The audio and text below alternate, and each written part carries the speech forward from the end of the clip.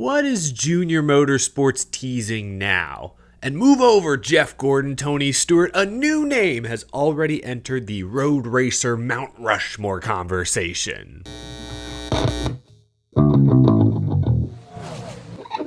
How's it going, y'all? My name is Eric. Welcome to Out of the Groove. Happy Friday, folks. Lots to get to today. We'll take a look at some in-season challenge matchups in a few moments. But first, this episode is sponsored by Horizon Hobby. All 7 of the 2025 Losi NASCAR RC cars are available now.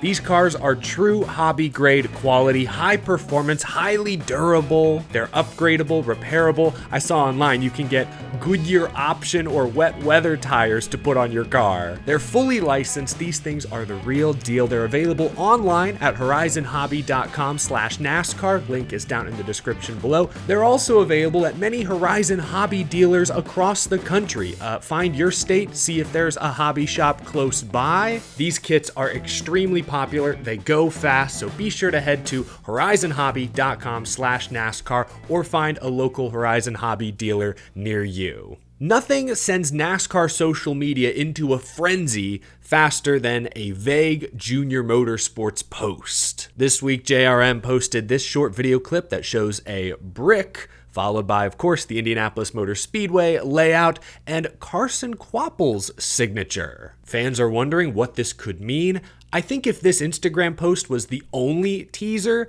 I would assume Carson Kvapil is going to announce a new sponsor, maybe a Jamie McMurray Brickyard winning throwback paint scheme similar to what he ran at Darlington a few months back. But then I looked at the media schedule for Sonoma this weekend, and tomorrow morning there is a Junior Motorsports media availability. It can't be that huge, they've only blocked off about 15 minutes for it, but still, now that has me wondering if this teaser could be something more. I have no inside information, but I'll just throw out there. Carson Kvapil, Junior Motorsports attempt the Brickyard 400 in a few weeks. It makes too much sense. Junior Motorsports purchased a next-gen car to run the Daytona 500. They survived that race, finished top 10. Why not bring that same car to the Brickyard, the Indianapolis Motor Speedway? Another crown jewel.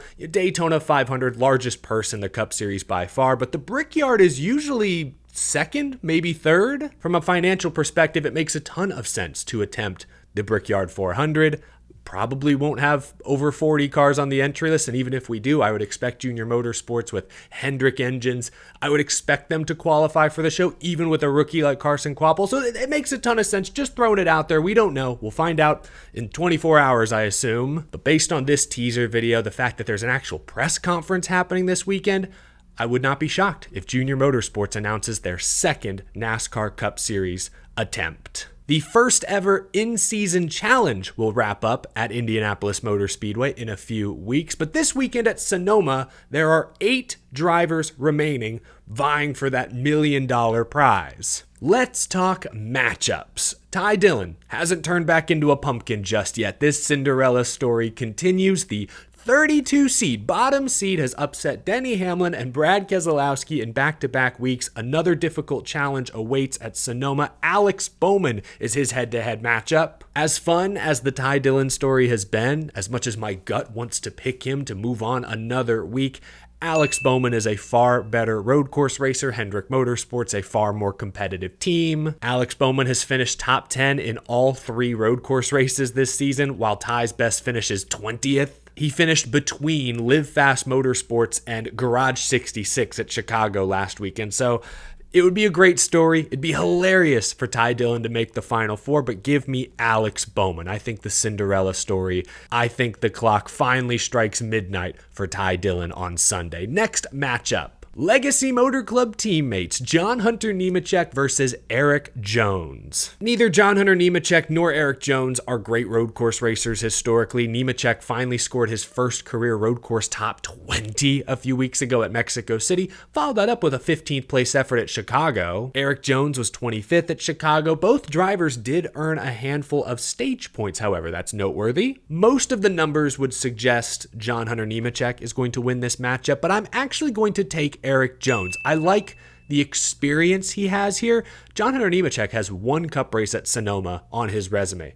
Eric Jones has 7, and he actually earned a couple top 10 finishes at Sonoma early in his career. So I think this is a toss-up, but I will take Erik Jones to advance to the Final Four. Moving over to the other side of the bracket, a heavyweight bout between Ryan Preece and Tyler Reddick. I think this matchup will be closer than many initially think. Reddick has 2 third-place finishes on road courses this year. He has 3 career road course wins. On paper, he looks like the favorite. But Ryan Preece has been sneaky good. Qualified great at Mexico and Chicago. Was top 10 at Chicago last week. Finished 7th. It's going to be close. Keep in mind, Tyler Reddick has only 1 top 10 finish in his career at Sonoma. I'm going to take Reddick. I think that team has more outright speed. Reddick, better all-around road racer, but I think Sonoma could be an equalizer here. Going to be close. I'll take Reddick. That's my pick. Finally, we get Ty Gibbs versus Zane Smith. Zane Smith is not bad at road courses. A lot of top 20, top 15 finishes early in his road racing career, but I think Ty Gibbs, Joe Gibbs Racing, are a little better. Ty finished 2nd at Chicago, led a bunch of laps at Mexico City. They have 5 straight top 15 finishes. A lot of good momentum coming into this weekend. Chris Gabehart on the box helping call strategy.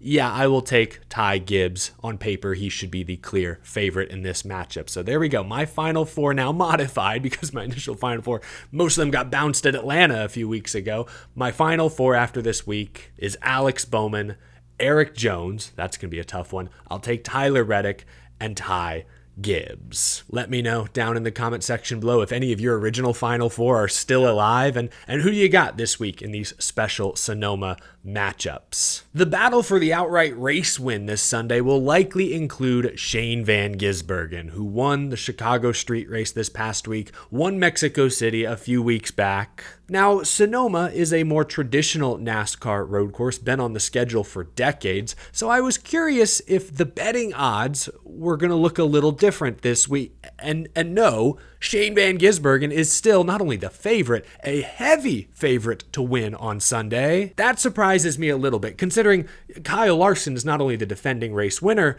Larson has hundreds of laps more experience at Sonoma. Guys like Kyle Busch probably have a couple thousand more laps at Sonoma than Shane Van Gisbergen. I could understand SVG still being the favorite, but the heavy favorite like this, that gap is staggering. It feeds into a question that's been asked by many this past week. Is Shane Van Gisbergen already the best road course racer in NASCAR history? The Iceberg, who you may recognize from YouTube, and I had a good discussion around this topic last night on our live stream. The live chat got involved as well. Every week, usually on Wednesday nights, 8 p.m. Eastern time, I stream live with the Iceberg and Danny B. Next Wednesday, will be on the Iceberg's YouTube channel. Hope you'll stop by in the future. But for now, I just wanted to share a few minutes of our discussion last night because this SVG greatest road racer topic, I think, is a very interesting debate. Is Shane Van Gisbergen the best road course racer in NASCAR Cup Series history? You can go first if you'd like. God, I won't say yet. I will say probably, like, when it comes to performances most time. The thing that's hard to compare with, and it's the same conversation we had with Chase Elliott, is, Elliott has a lot more road courses, especially like entering the 2020s, than Jeff Gordon and Tony Stewart did. And they dominated 2 tracks, did really damn well at them. Tony, of course, won in more generations of car, which I think, I honestly think that could be the more versatile way, is because the cars drove so differently. But I will say, like, if he hits like double digits, like if he's sitting at like 12, 13 in like 5 years, then I think we can definitively say it. I can't say he is yet, though. Yeah, I think he does not yet have the accolades to definitively be the GOAT of road course racing because he does only have the 3 wins. I think he will get to double digits. Some of it is just sheer quantity. I know he's 34, 35 years old. He may only race 5 years in Cup, maybe more, maybe less, give or take 5 years. If he races 5 more years, that means he'll have probably 25 to 30 more chances to win road course races. Whereas to your point, Gordon, Stewart, most of these guys had 2, maybe 3 opportunities a year at most. Your point about Tony Stewart winning in multiple generations of cars is actually a really strong one because, like, I think Shane Van Gisbergen probably is the most talented road course racer we've ever seen in the Cup Series. Tony Stewart, amazing all-around driver. Jeff Gordon, better all-around driver, but they also had the best equipment. We all know Trackhouse this year. We talk about it almost every week. They don't quite have the speed that the top guys do, but that hasn't slowed Shane Van Gisbergen down on these track types. I think also the competition that SVG is going up against now is probably the best road course competition the Cup Series has ever seen. These young drivers now have come up racing sports cars, and the teams have so much data and information now. The drivers have so much more studying to do, more road course configurations to memorize. They emphasize road racing more now than they did 10, 15, 20 years ago. I mean, our favorite drivers, Kenseth Jr., were not great road racers. And I think they would both admit they never really focused on it because they only had one or two, 2 races a year. And whereas nowadays, like last year, road courses, there were 2 of them in the playoffs. So you really need to be, you don't necessarily have to be the best, but you have to be good at road course racing. So it's a priority now. And I think the competition has caught up a little bit. Yeah. And so like Dale Jr., for instance, I think he ran 33 road course races. It could be here or there, but it was generally like in the mid 30s of road course races he ran in his career. Shane Van Gisbergen, Chase Elliott, Kyle Larson, Chris Buescher mentioned earlier, you name it. Any driver that's in the field that's not going to retire in the next couple of years will run that many road courses within the next 5 seasons. It's just have a lot more. There's more experience, more opportunities. Yeah. I mean, how many people could we list off that are really great road course racers now who could win any of those road courses? And I would say you could probably list off realistically probably 10 to 12, whereas back in the Tony, Jeff, Dale, Kenseth, Jimmy era, you're probably naming off 3 or 4 of the regulars on a regular basis, and then maybe a ringer here or there. And then like Robbie Gordon jumps up. I want to highlight a comment from Dirty Def in the chat here. It says he mentions that in this modern era, drivers are able to copy SVG's exact driving line. They can see all of his telemetry, all of his data. They could literally mimic exactly what he does. They have that ability to now, and they still can't do it.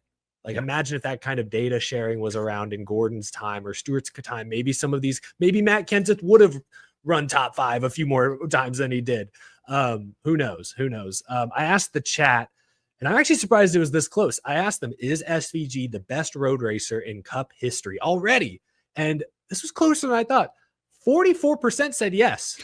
56% said no. Almost, not quite. Most people said no, but close to 50-50. I think he'll get there one day. You could argue he is already the most talented, but he doesn't quite have the accolades yet. It's hard to give him the belt, I guess, give him the title belt.